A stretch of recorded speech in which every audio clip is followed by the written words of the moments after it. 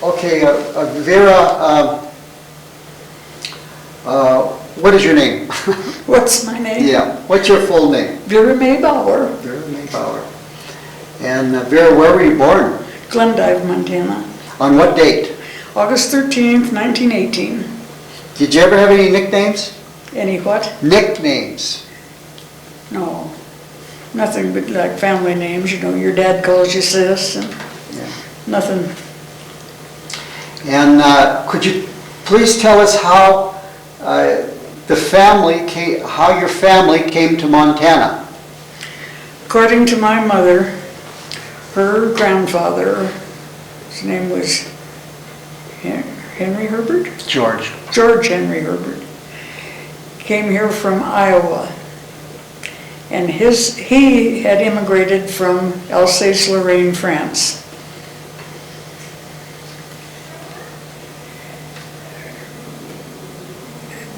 And then Okay. Anyway, Grandpa Herbert came here in what year? Do you have any that idea? I can't tell you. Well, I've heard stories that he came here in 1863. That Supposedly. would be 30 years before my mother was born. No, but he kept going. He kept going back and forth. Yeah.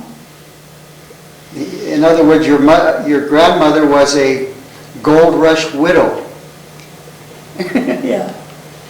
And anyway, there's some evidence that your cousin Jack Garrels found that he came here in 1863 and came back and forth, kept going back and forth, and finally brought all of the family out here. Well, he brought the one daughter, Carrie Brown, and her husband and 4 children. In what year? I don't know. Everybody said they were 5 years old when they came here. Everybody, all of them were. They were all 5 years old. So the youngest child, if he was 5, he was born in 1900. It would have been 1905. Yeah. It could have been any time prior to that. And if it was Frank, it would have been 1896. Well, it couldn't have been that because my mother was born in 1896 in Iowa. Okay. And she was 5. But anyway, it was somewhere in that area, in the 1890s. And where did they come to? Livingston. Mm-hmm. And now... Fleshman Creek. Fleshman Creek, right. And Vera, your mother was raised there, and then where did she meet your father? In Glendale. Mother was what they called a boomer hasher. They had a railroad beanery at Livingston, and I guess they were hired by the railroad because she was transferred to the beanery in Glendale, and he was a railroad man there on the Northern Pacific. And what was his occupation?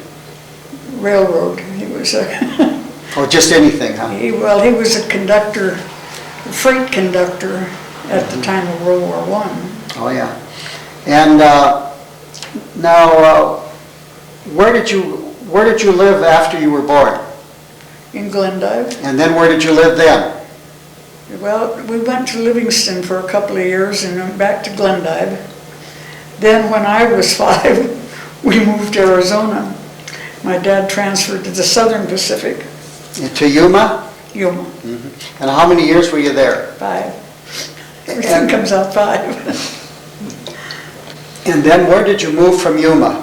To Butte. Okay, and what year did you come to Butte? 1929.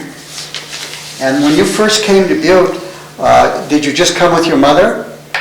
Was that? Did you just come with your mother? Yeah. And where did you live in Butte? Well, we lived at your grandmother's house, Myrtle Garrels, to start with. Then we moved to 400 South Washington Street. I guess that building was the old Columbia Hospital, and it had been converted to apartments.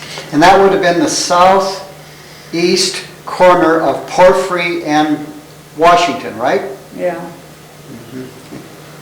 And how long did you live there? Let's see. 2-3 years, I'm not positive. Uh-huh. And what...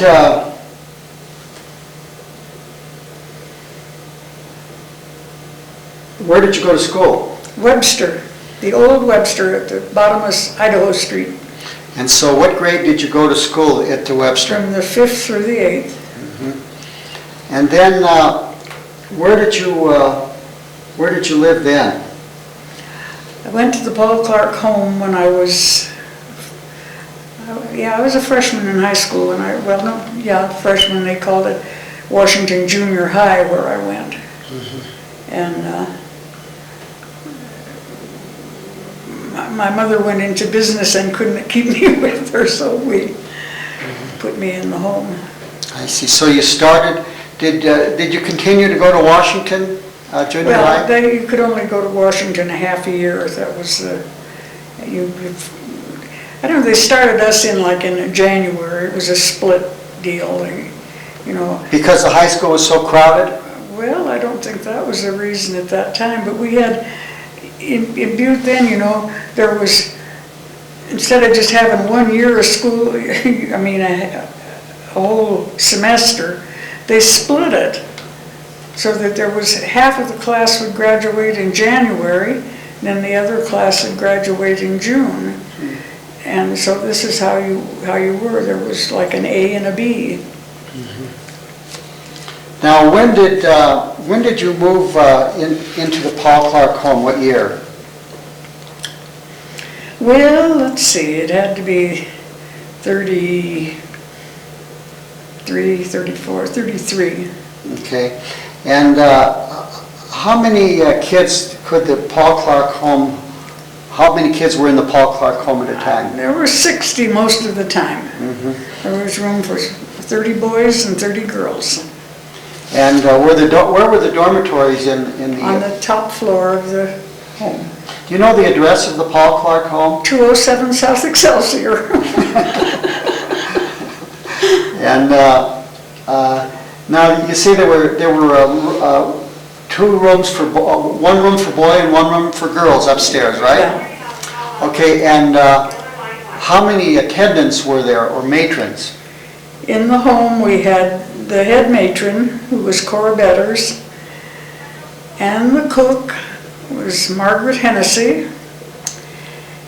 Minnie Harrington was our laundress, and there was a Mrs. Powell who was the boys' matron, and I don't remember Edith's last name, who was the girls' matron.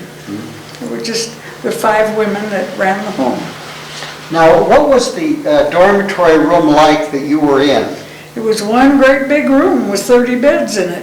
Was there any place for your personal belongings? There was a row of lockers alongside one wall. Each child had a locker. We had little lockers in the lavatory with a mirror in each one. We all had our own little... Did each bed have a bedside light or anything? No bedside light. How far apart were the beds? Do you mean sideways or end to end? Sideways. Sideways, what'd you say, 2 feet? 2 feet, so there was 2 feet on both sides of you. Yeah. That was your space, or 1 foot for you.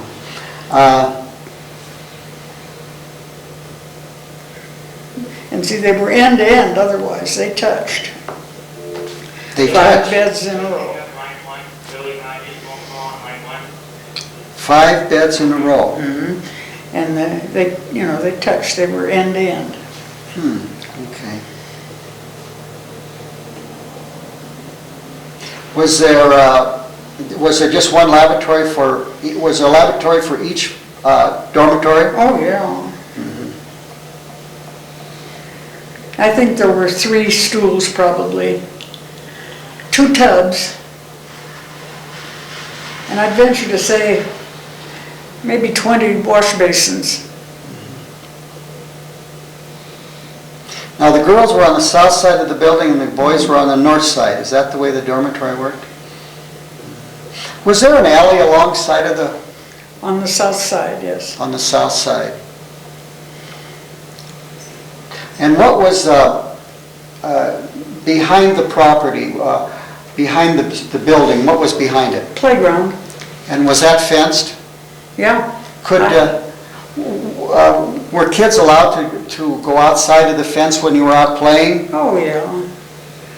There was, just to play out, if we were playing outside, we could, there was, it wasn't like an alarm would go off if you went through the fence. And what kind of playground equipment was there? Well, I can remember a swing, maybe there was more than one swing, but I don't remember anything else. There might have been earlier. Because, see, I was there in the 30s, and that had been in existence probably 30-some years at that time. Now, what ages of the children were in the home? When I was there, we had one little girl that I think was 3, but she had a older brother and sister there. And from the 3-year-old girl, we had a high school graduate that went to the home, put her through business college. And she still continued to live there until she graduated from business college.